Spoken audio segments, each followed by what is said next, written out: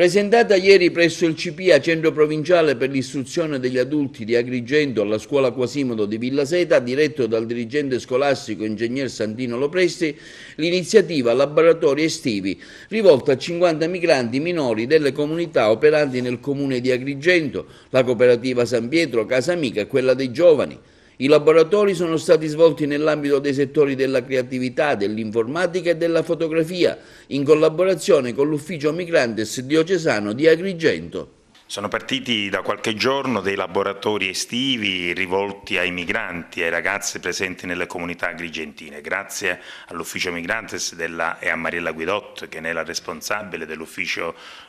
vescovile del Vescovato di Agrigento. Abbiamo messo assieme una serie di volontari, in particolare i laboratori sono rivolti a ragazzi che vogliono seguire corsi di informatica, a ragazzi che vogliono seguire un corso di decoupage, ragazzi che vogliono seguire un corso di fotografia. Ma attorno ai vari responsabili abbiamo anche volontari che vengono dalla Germania, che vengono dalla Polonia. Bene, questo è addirittura, come dire, vi è le risorse necessarie a fare questi laboratori e la curia di Basilea. Questi sono estremamente importanti per tutto quello che sta avvenendo un po' in Europa ma un po' nel mondo, nel momento in cui anche in Europa qualcuno pensa di armare le frontiere mandando militari alle frontiere. Bene, che ci sia invece una chiesa di un paese vicino che si occupa, che ci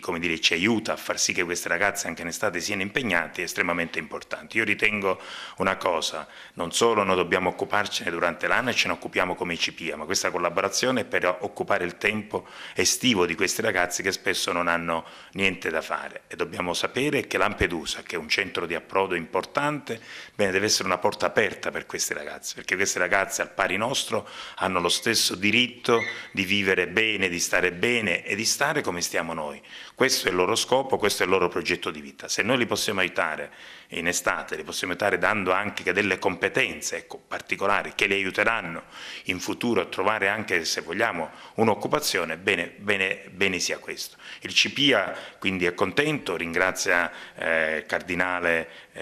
Don Francesco che sarà con noi alla festa finale di giorno 9,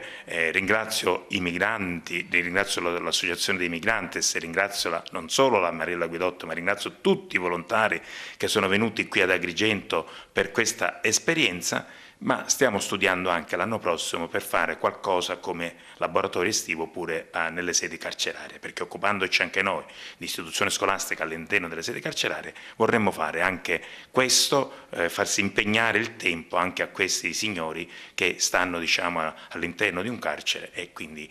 occupare l'estate. Questo progetto nasce dall'ascolto della situazione delle comunità che sono qui ad Agrigento e che ospitano minori stranieri non accompagnati.